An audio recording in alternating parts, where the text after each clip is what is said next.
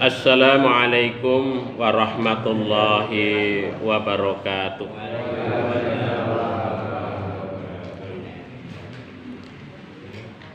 Alhamdulillahilladzi an'amana ni'aman katsirah.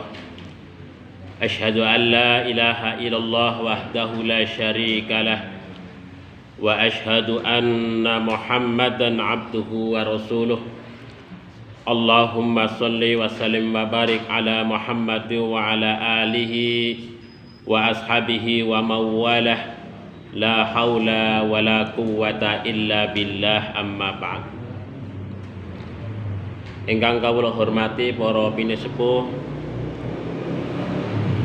para alim, bapak-bapak, ibu-ibu, hadirin wal hadirat yang insyaallah semuanya dirahmati, diberkahi oleh Allah Subhanahu wa ta'ala.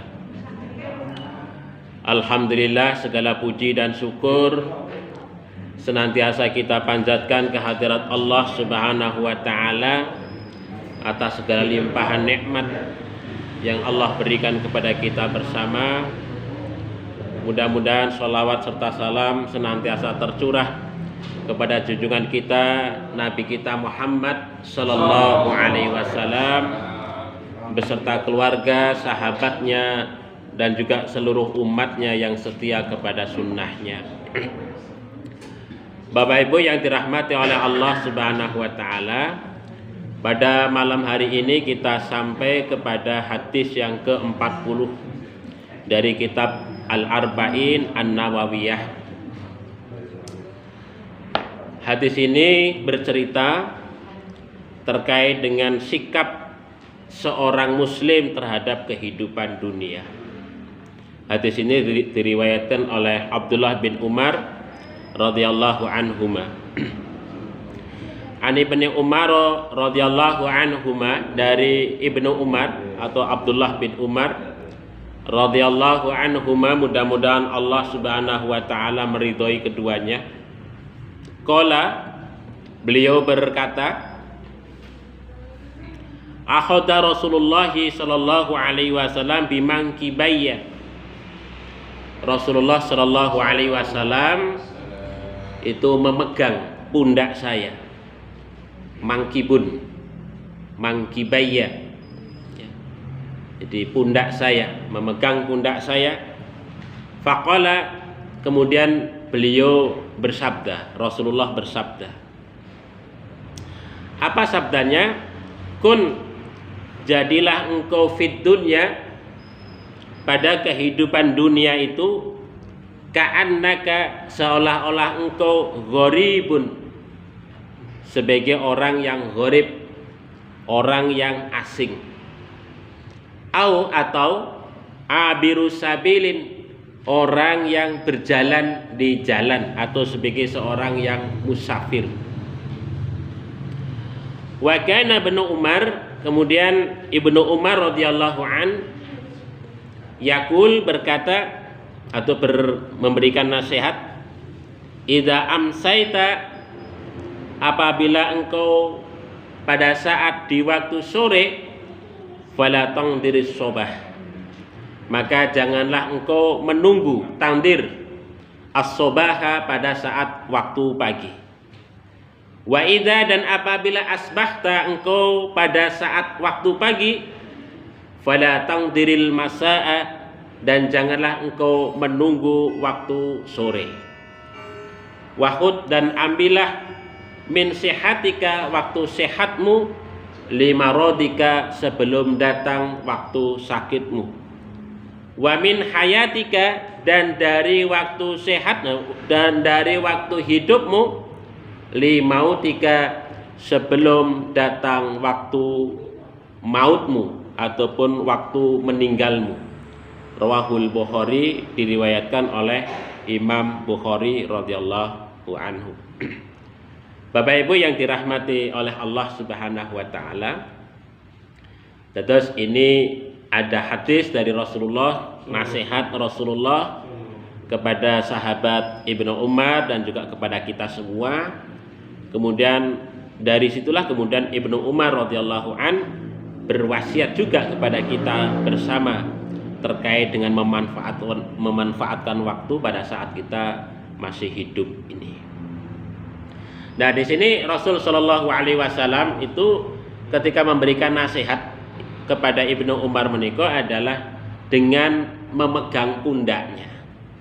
Ini barangkali untuk memberikan satu perhatian begitu ya, supaya nasihat yang diberikan oleh Rasulullah itu diperhatikan betul oleh Ibnu Umar sambil dipegang pundaknya.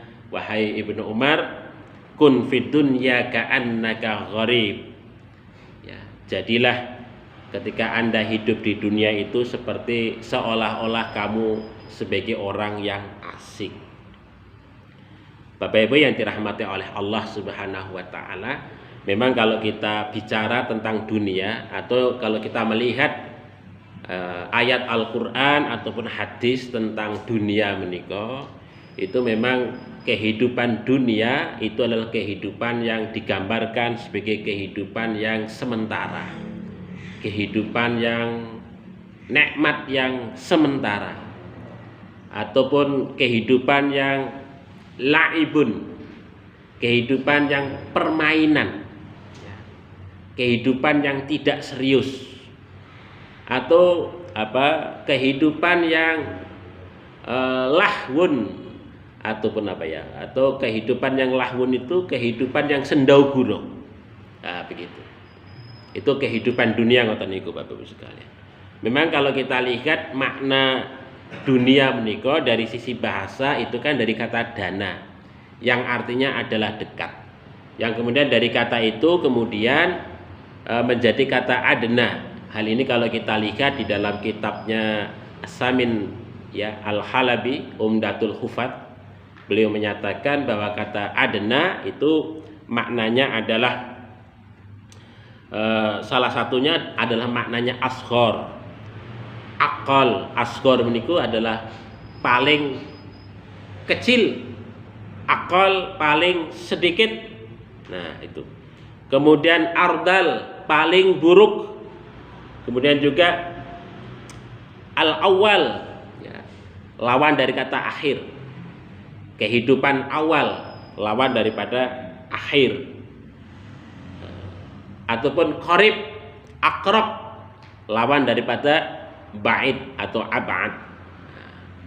Itu kata dana yang kemudian membentuk kata dunia. Jadi kata dunia dikatakan sebagai qarib, dekat, karena memang dunia itu sesuatu yang sangat dekat dengan kita, sangat lekat dengan kehidupan kita. Itu ibaratnya kalau kita melihat begitu langsung delok dunia Bapak Ibu sekalian. Segala sesuatu yang kita lihat saat ini, yang kita dengar saat ini, yang kita rasakan saat ini, nggih nikilah dunia.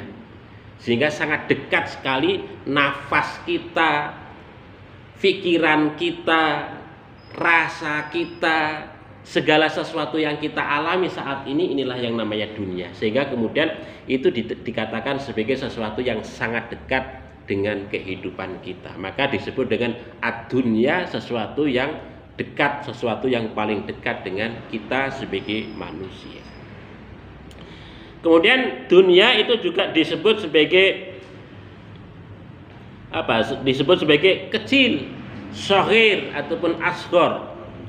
Dana ataupun adna itu maknanya shaghir ataupun asghar, yang maknanya bahwa dunia itu kecil. Maksudnya kecil itu adalah nikmat yang Allah berikan untuk kehidupan dunia itu adalah sangat kecil dibandingkan dengan nikmat yang Allah berikan pada saat kita di akhirat. Bandingannya adalah 1 dengan 99 kalau nggak salah begitu ya perbandingannya. Jadi 99 banding 1. Nah itu. Jadi nikmat yang dirasakan oleh seluruh umat manusia saat ini itu cuma 1, sementara nanti nikmat yang Allah berikan pada saat kita kembali ke hadirat Allah, pada saat kita hidup di akhirat menika 99. Jadi bandingannya itu sudah tidak karuan ibaratnya begitu. Oleh sebab itu maka nikmat senikmat-nikmatnya dunia itu enggak ada apa-apanya, sangat kecil dibandingkan dengan kehidupan akhirat. Nah, begitu. Maka disebut dengan dunia itu adalah adna, yang maknanya adalah asghar, kecil, ataupun juga akol, sedikit. Jadi Allah kasih sedikit nikmat dunia itu. Tetapi dengan sedikit nikmat itu juga banyak manusia yang lupa dengan nikmat yang sedikit itu. Sudah lupa dengan segala hal yang harus dia raih dalam rangka untuk mendapatkan nikmat yang lebih besar, yaitu nikmat pada saat kita kembali ke hadirat Allah Subhanahu wa ta'ala. Dunia juga disebut dengan al-awwal, kehidupan awal. Maksudnya kehidupan awal itu ya kehidupan di mana kita memulai sebagai manusia kehidupan itu pada saat di dunia. Memang kita dulu pernah hidup di alam arwah, di alam kandungan begitu. Tapi itu tidak dinamakan sebagai satu kehidupan yang real begitu. Karena apa? Karena ini akal pikiran kita dalam pengertian jasad, roh dan akal itu menyatu komplit itu hanya pada saat kita hidup di dunia begitu dan merasakan berbagai macam nikmat. Maka dunia disebut sebagai kehidupan awal kita menuju kehidupan akhir. Nah, kehidupan akhir itulah yang kemudian adalah kehidupan yang sangat utama, yang diutamakan oleh Allah Subhanahu wa ta'ala. Nah, itu begitu Bapak Ibu sekalian. Kalau kita lihat makna dari dunia itu begitu. Memang kecenderungan kalau kita baca di dalam Al-Quran, Sunnah dan sebagainya, memang dunia itu memang diidentifikasi kepada sesuatu yang remeh menurut Allah Subhanahu wa ta'ala. Remeh, kecil, sedikit begitu ya, dibandingkan dengan kenikmatan ataupun hidup yang nanti di akhirat itu. Karena apa? Karena kehidupan dunia itu tadi diungkapkan di dalam banyak ayat Al-Quran sebagai kehidupan yang lahwun, laibun walahwun. Jadi kehidupan yang sendau-gurau, kehidupan yang main-main, kehidupan yang tidak begitu serius banget begitu ya. Kalau dibandingkan nanti nikmat pada saat kita hidup di akhirat itu. Ini kalau kita baca di dalam banyak ayat Al-Quran itu begitu. Oleh sebab itu maka pada saat kita hidup di dunia itu sangat diingatkan betul oleh Allah Subhanahu wa ta'ala ya, untuk berhati-hati ya di dalam kita menjalani kehidupan itu. Jangan sampai kok kemudian kita itu sekedar untuk mencari keuntungan duniawi tapi lupa dengan keuntungan akhirat. Kalau kita baca umpamanya di dalam surat An-Nisa ayat 134 menika Allah Subhanahu wa taala menyatakan, "Man kana yuridu sawabad dunya fa indallahi sawabud dunya wal akhirah." Barang siapa yang hanya mengejar keuntungan duniawi, sawab dunya, maka dia akan merugi. Karena apa? Fa indallahi sawabud dunya wal akhirah. Karena Allah Subhanahu wa taala itu memiliki pahala dunia, nikmat dunia, tapi juga memiliki nikmat akhirat. Oleh sebab itu maka bagi seorang mukmin yang dituju adalah tidak sekedar keuntungan duniawi semata, tetapi lebih daripada itu, yaitu mengejar keuntungan akhirat. Karena apa? Karena ketika kita mendapatkan keuntungan akhirat, fa insyaallah dunia itu akan kita dapatkan. Tapi sebaliknya, kalau kita sekedar mengejar keuntungan duniawi, belum tentu keuntungan akhirat itu akan kita peroleh. Nah begitu, rumusannya begitu Bapak Ibu sekalian. Makanya di sini dalam surah An-Nisa menika diungkapkan yuridu sawabat dunya. Orang yang sekedar mengejar sawab dunya, ya, sawab dunya itu akan merugi dia. Tetapi bagi orang yang mengejar sawabul akhirah, maka dia akan memperoleh dunya wal akhirah, begitu. Kemudian juga dalam kaitannya dengan kehidupan dunia itu memang menjadi perhiasan yang itu sering menjadi menjadi satu godaan tersendiri bagi umat manusia. Ya karena begitu dekat itu. Yang namanya nikmat yang sangat dekat itu sangat menggoda Bapak Ibu sekalian. Makanya di dalam Al-Baqarah ataupun dalam surat Ali Imran itu kan, dalam surat Ali Imran itu dinyatakan, disebut itu dalam ayat yang ke-14 itu kan, zuyyina linnasi hubus syahawati minan nisa'i wal banin wal qanatiril munqatarati minadz zahabi wal fiddah, itu kan. Jadi dihiaskan kepada umat manusia itu adalah apa? Hubus syahwat, ya, hubus cinta, ya ini kecenderungan, ya, kecenderungan untuk senang, ya. Yang pertama adalah apa? Lawan jenis, ya. Wanita senang pria, sebaliknya juga pria senang perempuan, dan seterusnya begitu. Itu kecenderungannya begitu. Kemudian senang kepada anak-anak, wal banin, anak-anak. Siapa yang tidak senang kepada anak? Semua orang akan senang kepada anak-anak. Kemudian juga senang kepada harta, ya, senang kepada harta. Harta itu ya berupa macam-macam, ya, kendaraan, rumah, sawah, ya, berbagai macam hal, ya, kebendaan. Itu pasti manusia akan suka untuk mengoleksi, mengumpulkan, dan seterusnya begitu. Ya, sampai bersusah payah bekerja kesana kemari dalam rangka untuk mengumpulkan harta. Karena manusia berkecenderungan untuk senang dan suka dengan faktor harta itu tadi. Nah, ini memang sudah diperhiaskan demikian rupa kepada kita sebagai umat manusia, yaitu itu sudah menjadi sunatullah, ngoten niku. Sunatullah bagi kita sebagai umat manusia, senang kepada lawan jenis, anak-anak, harta benda, dan sebagainya, dan seterusnya. Hanya saja memang agama itu mengingatkan kepada kita, ya, kecenderungan kesenangan kita kepada lawan jenis harus sesuai dengan aturan syariat. Kesenangan kita kepada anak-anak juga jangan sampai kok melanggar, ya, terkait dengan aturan syariat. Kecenderungan kesenangan kita kepada harta benda jangan sampai kok kita kemudian melanggar aturan syariat. Nah, begitu. Kalau kita kemudian melanggar itu semua, maka segala apa yang kita miliki itu tidak akan memberikan makna sedikit pun pada saat kita kembali ke hadirat Allah Subhanahu wa taala. Tetapi bagi orang-orang yang kafir, maka kecenderungan-kecenderungan itu, ya, mereka tidak terikat dengan aturan syariat. Sehingga kemudian digambarkan di dalam surat Al-Baqarah ayat 212 itu diungkapkan oleh Allah Subhanahu wa taala, zuyyina lil ladzina kafarul hayatud dunya. Jadi kehidupan dunia itu diperhiaskan sedemikian rupa bagi pandangan orang-orang kafir itu, sehingga mereka itu ya terlena dengan kehidupan akhirat, terlena dengan Allah, lupa dengan Allah Subhanahu wa taala. Bahkan wa yaskhuruna minal ladzina amanu, mereka itu karena faktor mengejar dunia, kemudian mereka itu akan menghinakan orang-orang mukmin, ngenyek, ya, menghina, mengejek orang-orang mukmin. Orang-orang mukmin yang hati-hati dengan kehidupan dunia mereka ejek. Mereka ejek. Nah, begitu.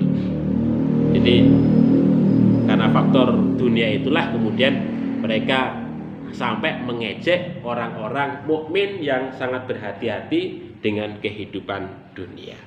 Nah, ini Bapak Ibu yang dirahmati oleh Allah Subhanahu wa taala, itu terkait dengan masalah dunia. Nah, bukan berarti kita dalam kaitannya dunia ini meninggalkan sama sekali, tidak, Bapak Ibu sekalian. Maksudnya bahwa kehidupan dunia itu ya kita raih, gitu ya. Karena apa? Karena Allah Subhanahu wa taala itu menyatakan wabtaghi fima ataqallaha darul akhirah, ataqallahu darul akhirah wala tansa nasibaka minad dunya. Wabtaghi, dan carilah, fima ataqallahu, segala apa yang Allah anugerahkan kepada kalian, apa? Darul akhirah, kehidupan akhirat. Wala tansa nasibaka minad dunya, dan jangan lupakan nasibmu, bagianmu dari kehidupan dunia. Nah, di sini Allah menyatakan memang yang pertama disebut itu akhirat, darul akhirah. Nah, itu kejar yang namanya darul akhirah, kehidupan akhirat itu. tetapi walatan sanasi baga minat dunia, jangan lupakan kehidupan dunia kalian. Nah begitu ya, maksudnya ya berkeluarga, punya anak, punya harta dan sebagainya, yuk kita cari. Tetapi semuanya itu harus kita landaskan kepada aturan syariat. Begitu Bapak Ibu sekalian. Ya, karena apa? Karena ketika kita itu mencari segala sesuatunya itu berdasarkan syariat, itu juga masuk dalam kategori ibadah yang insya Allah kita itu mendapatkan pahala dari Allah Subhanahu wa Ta'ala. Kita mencari nafkah dalam rangka untuk menghidupi keluarga, ya, dalam rangka untuk memberikan nafkah untuk istri, untuk anak-anak, itu juga akan mendapatkan pahala di sisi Allah Subhanahu wa Ta'ala. Karena apa? Karena kita motivasinya itu adalah dalam rangka untuk nafkah, tidak sekedar mengumpulkan harta, tetapi nafkah. Karena nafkah itu sebuah kewajiban, maka kita bekerja itu adalah merupakan suatu kewajiban. Karena apa? Karena kalau nafkah itu enggak kita cari, maka kita akan mendapatkan dosa, karena itu merupakan tanggung jawab kita. Nah, karena faktor kewajiban itulah, maka kita akan mendapatkan pahala karena faktor ya mencari harta itu tadi. Bapak Ibu yang dirahmati oleh Allah Subhanahu wa Ta'ala. Kemudian di dalam hadis ini Rasul sallallahu alaihi wasallam berpesan kepada kita, kun fid dunya ka'annaka gharib. Ya, jadilah kamu pada saat hidup di dunia itu ka'annaka gharib, seperti orang asing. Nah, ini kan angel Bapak Ibu sekalian. Ya, asing, seperti orang asing. Begitu. Orang asing. Memang begini Bapak Ibu sekalian, mengapa kok seorang muslim hidup sebagai orang asing? Ya, ngoten Bapak Ibu sekalian. Karena memang begini Bapak Ibu, kehidupan umat manusia itu kan kebanyakan ya kufur. Kehidupan manusia di dunia itu kebanyakan kufur kepada Allah Subhanahu wa Ta'ala. Orang yang beriman kepada Allah itu ya sedikit. Begitu. Maka oleh sebab itu maka kita pilih kehidupan yang benar itu walaupun sedikit, walaupun dianggap oleh orang banyak itu sebagai orang yang aneh, orang yang asing. Begitu. Nah ini pesan Kanjeng Nabi Muhammad sallallahu alaihi wasallam kepada kita. Makanya suatu ketika ngeten niki Kanjeng Nabi sallallahu alaihi wasallam menika ngendika, ini dari sahabat Ibnu Mas'ud, qala Rasul sallallahu alaihi wasallam, innal islama bada'a ghoriban. Sesungguhnya agama Islam itu berawal ghoriban. Ya. Agama Islam menika syariat agama ingkang dipun bawa oleh Kanjeng Nabi Muhammad sallallahu alaihi wasallam menika adalah pada awalnya gharib, pada awalnya asing, ya, aneh, dianggap aneh oleh orang-orang kafir Quraisy. Ya, oleh sebab itu Kanjeng Nabi Muhammad sallallahu alaihi wasallam diejek, dimusuhi oleh orang-orang Quraisy karena ajaran yang dibawa oleh Kanjeng Nabi menika adalah dianggap aneh. Karena menyelisihi dari apa yang menjadi budaya orang-orang Quraisy. Itu menyelisihi dari budaya orang-orang Quraisy. Begitu. Maka Rasulullah sallallahu alaihi wasallam menyatakan wa ya'udu kama bada'a, dan agama Islam itu sayaudu akan kembali kama bada'a, sebagaimana pada awalnya itu tadi. Itu pada awalnya. Karena apa? Karena umat manusia banyak meninggalkan ajaran-ajaran syariat yang dibawa oleh Kanjeng Nabi, bahkan mungkin berkecenderungan dengan budaya-budaya baru begitu. Ajaran-ajaran syariat kemudian banyak ditinggalkan, maka kemudian aturan syariat meniku adalah ya ketika kita amalkan itu dianggap sebagai sesuatu yang aneh. Begitu, sesuatu yang aneh. Jadi apa? Ya, Islam nantinya akan kembali kepada sesuatu yang aneh itu tadi. Tetapi kata Rasulullah, fatuba lil ghuraba, fatuba, maka berbahagialah, maka beruntunglah lil ghuraba, bagi orang-orang yang dianggap asing itu. Itu kata Rasulullah. Kila, kemudian ditanyakan kepada Rasulullah, wa manil ghuraba, siapakah orang-orang yang asing itu wahai Rasulullah? Maka qala Rasulullah sallallahu alaihi wasallam bersabda, an-nuza'u minal qaba'il, orang yang menyelisihi terhadap apa yang dilakukan oleh suku-suku, ataupun dalam teks hadis yang lain, nuza'un nas, apa yang dilakukan oleh kebanyakan umat manusia. Nah, begitu. Jadi menyelisih dari apa yang dilakukan oleh kebanyakan manusia. Dia beda dari apa yang dilakukan oleh kebanyakan umat manusia. Itu menjadi orang yang beruntung. Ya. Dimana kehidupan mungkin banyak maksiat, dia beda dewe, orang melakukan maksiat. Yang lainnya menenggak minuman keras, dia tidak sendiri. Yang lainnya pergi ke karaoke, dia tidak sendiri. Nah, begitu. Ibaratnya dia aneh, dipandang oleh orang itu aneh, hidupnya aneh, begitu. Nah, inilah orang yang beruntung, walaupun aneh dalam pandangan umat manusia, tapi dikatakan oleh Rasulullah sebagai tuba lil ghuraba. Ya, beruntunglah dan bahagialah orang-orang yang dianggap asing itu. Kemudian dalam riwayat yang lain, Rasulullah SAW juga menyatakan tuba lil ghuraba. Ya, bahagialah, beruntunglah orang-orang yang dianggap asing itu. Qalu, para sahabat itu bertanya pada satu kesempatan, ya Rasulullah, wa minal ghuraba, ya, wahai Rasulullah, siapakah orang-orang yang asing itu?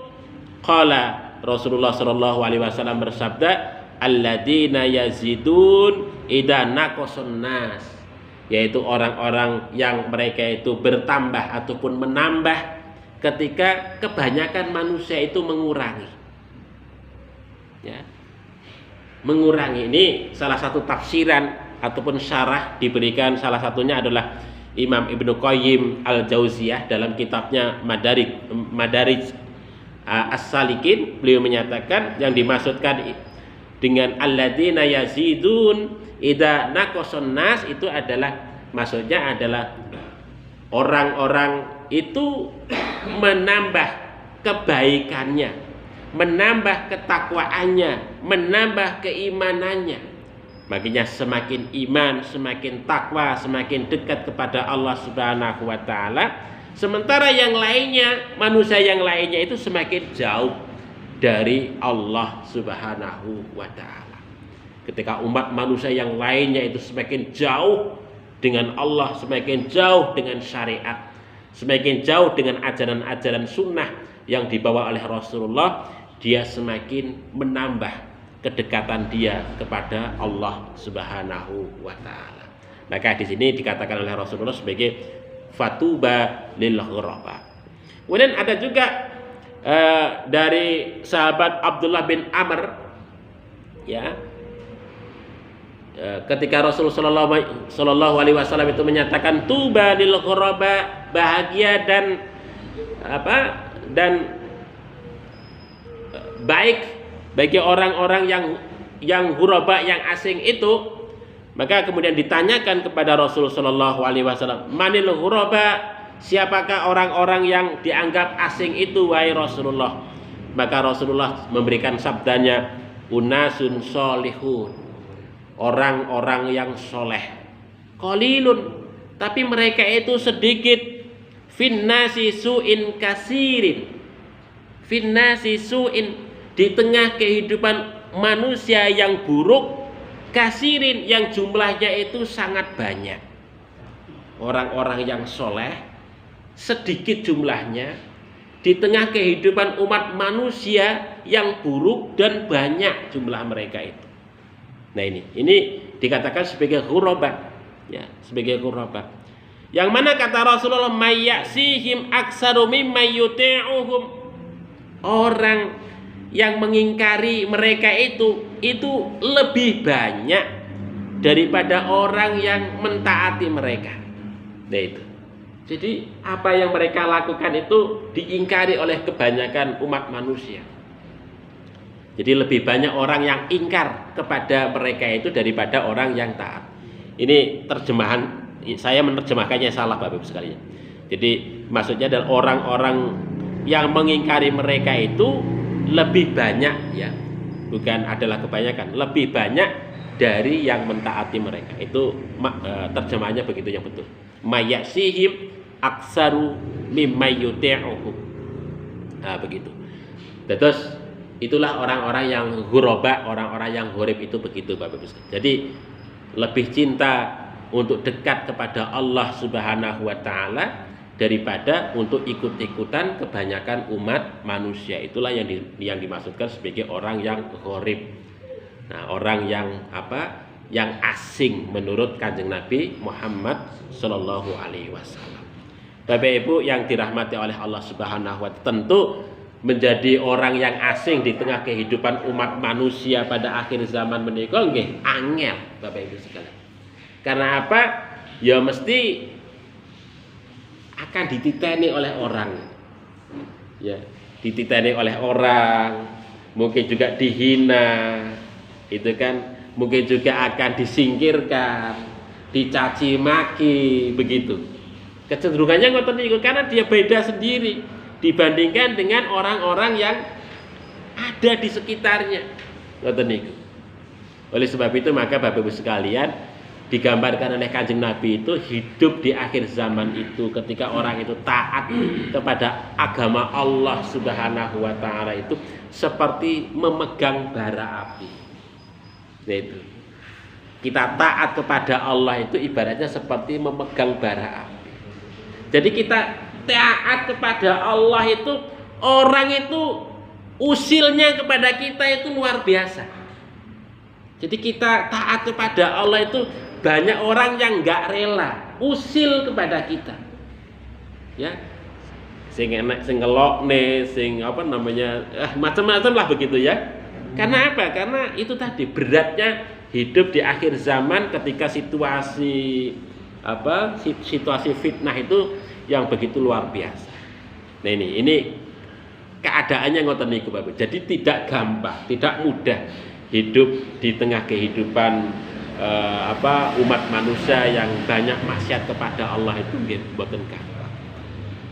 Nah ini salah satu kan sabdanipun Kanjeng Nabi kan ngeten iki, ya'ti 'alan nasi zamanun, akan datang pada umat manusia itu satu zaman, as-sabiru fihim ala dinihi, orang yang bersabar dalam rangka untuk taat kepada agama Allah Subhanahu wa taala itu kalqabid alal jamri, seperti orang yang memegang bara api menika. Terus panas Bapak Ibu sekali. Ibaratnya kalau kita enggak tahan tenanan karena banyak godaan yang begitu rupa di tengah kehidupan kita. Ya kalau kita Bapak Ibu kalau kita lihat di media sosial saat ini kan ngoten nggih. Orang yang taat karo Gusti Allah menika, sing ceramai lurus-lurus tenanan ngoten, itu caci makinya banyak, orang yang mencaci maki itu luar biasa itu. Itu diadu-adu sedemikian rupa, diejek, macam-macam itu. Ya, ungkapan-ungkapan kadrun, ungkapan apalah begitulah yang sedemikian rupa, begitu rupa. Ya itu. Karena memang ujian ini Bapak Ibu. Ini tergantung dari kesabaran kita. Kalau kita tetap sabar di dalam menghadapi itu semua, fa insyaallah itu pahala yang begitu luar biasa. Tetapi kalau kita gak sabar ya kita lepas itu agama itu dari tangan kita itu. Nah, ini ujian Bapak Ibu sekalian. Ujian ketika kita menghadapi situasi dunia itu yang begitu luar biasa ya. Mayoritas umat manusia yang sudah jauh dari agama Allah Subhanahu wa taala. Kemudian yang kedua adalah Kanjeng Nabi Muhammad sallallahu alaihi wasallam menyatakan aw'abirus sabilin, atau seperti seorang musafir, orang yang berjalan di jalan itu. Nah ini. Jadi ibaratnya kita niku urip wonten donya niku nggih ibaratnya kayak musafir jalan, sedang berjalan. Terus kita itu tidak menetap untuk selama-lamanya. Nah, ini ada satu cerita Bapak Ibu dalam satu hadis Nabi menikah. Ini yang diriwayatkan oleh Abdullah bin Mas'ud radhiyallahu anhu. Suatu ketika kanjeng Nabi Muhammad sallallahu alaihi wasallam menikah tidur, nama Rasul sallallahu alaihi wasallam ala hasirin, di atas jerami, anyaman dari jerami ngoten niki. Faqoma, kemudian Rasulullah itu bangun, waqat athara fi janbihi, kemudian jerami yang dianyam menika membekas di punggungnya. Kemudian Ibnu Mas'ud, sahabat Ibnu Mas'ud dan yang lainnya itu ngeten iki, fakulna takon kalih Kanjeng Nabi Muhammad atau berkomentar terhadap keadaan Rasulullah ini. Ya Rasulullah, lawit tahotna lakawita, seandainya kami membuatkan Anda tempat tidur yang lebih halus wahai Rasulullah. Kata Rasulullah apa jawabannya? Maka mali walid dunya, ya, tidak ada urusan dengan dunia, kata Rasulullah. Tidak ada urusan dengan dunia. Ma'ana fid dunya, tidaklah aku ini hidup di dunia ini, kata Rasulullah, illa kecuali karakibin, seperti seorang musafir. Seperti seorang musafir, istadalla, yang mana dia itu berteduh, istadalla tahta syajaratin, di bawah pohon, sumaroka, kemudian dia itu pergi, tarokaha, dan kemudian meninggalkan pohon itu. Jadi ibaratnya Rasulullah menggambarkan urip wonten donya menika, ibaratnya kita itu ya seperti orang berteduh di bawah pohon ini sementara saja, Bapak Ibu sekalian. Jadi kita nggak akan lama tertambat di bawah pohon itu. Ketika ibaratnya gerimis, kita berteduh di bawah pohon, setelah gerimis usai sudah kita pergi. Nah, donya nggih ngoten niku, Bapak Ibu sekalian. Ketika Allah menimbali untuk melakukan perjalanan yang lebih lanjut, maka ya dunia menika akan kita tinggalkan. Segala sesuatu yang kita kumpulkan, ya, yang berupa materi itu ketika tidak kita investasikan untuk kehidupan akhirat, akan tertinggal semua.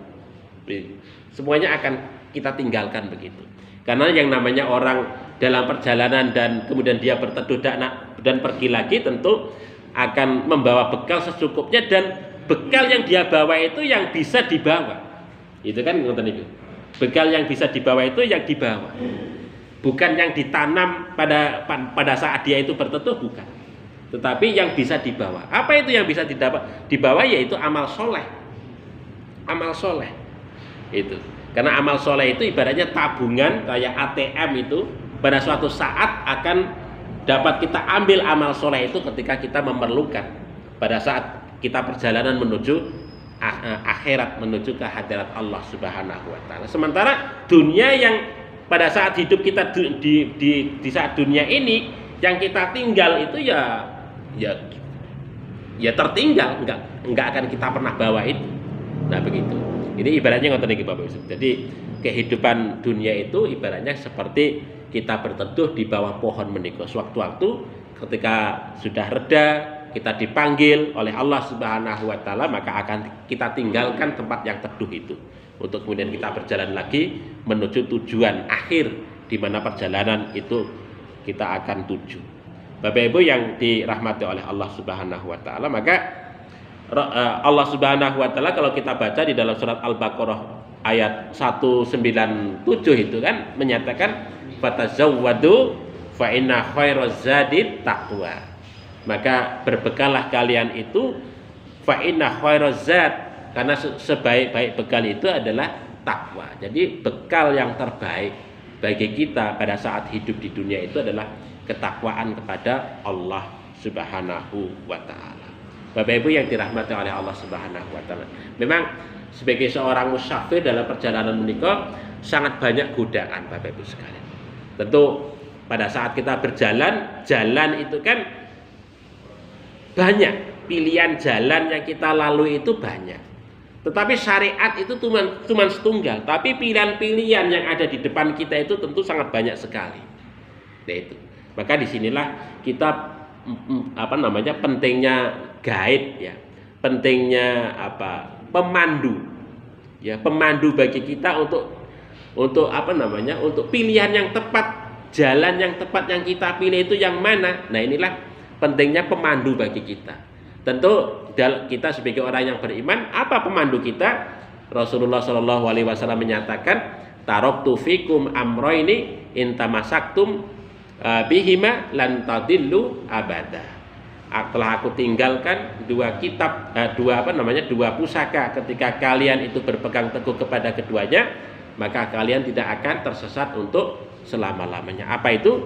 Kitabullah dan sunnahnya Rasul Shallallahu Alaihi Wasallam. Itu sebagai guide kita, pemandu kita. Supaya apa? Ketika ada pilihan-pilihan jalan yang ada di dalam kehidupan kita itu, kita ngerti, paham mana jalan yang harus kita tempuh, kemudian kita selamat sampai ke hadirat Allah Subhanahu wa taala. Memang kalau kita rujuk Bapak Ibu sekalian di dalam surat Al-A'raf gitu ya. Dalam surat Al-A'raf itu kan dikatakan setan menggoda kita itu dari berbagai arah Bapak Ibu sekalian. Ya, la'atiyannahum min baini aydihim wa min khalfihim wa an sama'ilihim wa an aymanihim wa an sama'ilihim, begitu. Jadi kata setan ya di hadapan Allah Subhanahu wa taala menyatakan ketika dikutuk oleh Allah tidak akan bisa masuk surga itu, kemudian berjanji di hadapan Allah, wahai Allah, aku akan mendatangi manusia itu dari arah depan mereka, dari arah belakang mereka, dari arah kanan mereka, dari arah kiri mereka. Yang tujuannya apa? Tujuannya supaya manusia itu berhenti untuk menjalankan syariat Allah, ataupun salah jalan. Yang aturan jalan A yang dipilih justru jalan B, C, D dan seterusnya. Itu setan mengganggu dari berbagai arah. Dari arah depan, menurut Ibnu Abbas dikatakan dari arah depan itu maksudnya bahwasanya manusia diganggu oleh setan itu dari apa? Dari kehidupan akhirat. Dari kehidupan akhirat, manusia dibuat ragu-ragu dengan kehidupan akhirat. Dari arah belakang, manusia itu diganggu dengan urusan dunia, digandoli dengan berbagai macam dunia. Mau infak, sedekah, oh nanti dulu, masih banyak waktu. Sholat, ibadah, nanti dulu, masih banyak waktu, dan lain sebagainya. Kemudian dari arah kanan, manusia itu digoda terkait dengan persoalan agama. Persoalan agama, dibuat samar tentang agama itu. Gak usah belajar agama, nanti jadi teroris. Contohnya pun ngoten niku. Kalau belajar agama dalam-dalam nanti jadi teroris. Belajar agama itu yang biasa-biasa saja, yang cetek-cetek saja, yang umum-umum saja. Ngoten niku. Terus dibuat samar. Ini dari arah kanan. Dari arah kiri, manusia itu digoda dari hawa nafsunya, kecenderungannya untuk maksiat, untuk jauh kepada Allah, untuk memberontak kepada Allah Subhanahu wa taala. Yang tinggal apa? Atas kalih ngisor. Atas dan bawah. Jalan atas, jalan bawah. Mengapa kok tidak dikatakan setan datang dari atas? Kata Ibnu Abbas dalam tafsir Ibnu Katsir dikatakan bahwasanya karena atas itu adalah jalan rahmat Allah. Ketika kita masih berharap untuk mendapatkan rahmat Allah Subhanahu wa taala, manteng tenan maring Gusti Allah, maka setan tidak akan pernah datang untuk kita, kepada kita. Mengapa kok setan tidak datang dari bawah untuk menggoda kita? Karena bawah itu adalah merupakan tempat sujud di mana manusia tunduk dan patuh kepada Allah Subhanahu wa taala. Ketika kita itu tetap komitmen sujud mari Gusti Allah, setan menika wedi untuk nggodha datang kita sedaya.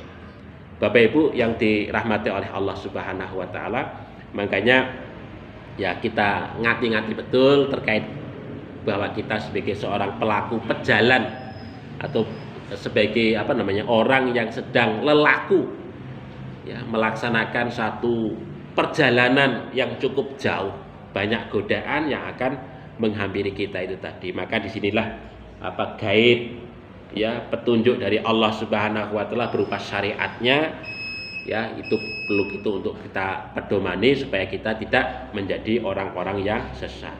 Tetap komitmen kepada keimanan kepada Allah Subhanahu wa taala. Bapak Ibu yang dirahmati oleh Allah, barangkali begitu ya yang saya sampaikan. Mohon maaf ini yang terkait dengan asar dari Ibnu Umar, terkait dengan penggunaan waktu nggak sempat saya sampaikan ini ya. Saya cukup sampai di sini. Ada kekhilafan mohon maaf. Billahi taufik wal hidayah. Assalamualaikum warahmatullahi wabarakatuh.